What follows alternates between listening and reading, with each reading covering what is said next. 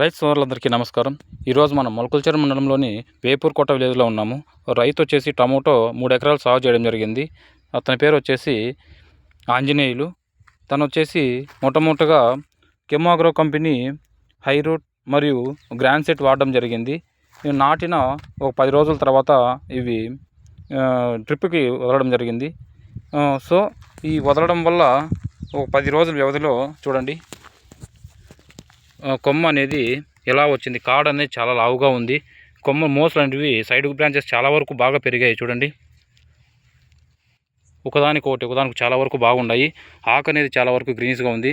So రైతు కూడా చెప్పడం ఏమంటే ఈ వదిలినప్పటి నుంచి చాలా వరకు తోట అనేది చాలా వరకు మారింది, నలుపు తిరిగింది. తర్వాత వచ్చేసి పెరుగుదల, సైడ్ బ్రాంచెస్ నెట్టిన ఇది హై రూట్ అండి. తర్వాత వచ్చేసి గ్రాండ్ సెట్. ఇవి వాడడం వల్ల చాలా వరకు రిజల్ట్ అయితే చాలా వరకు బాగుంది. చూడండి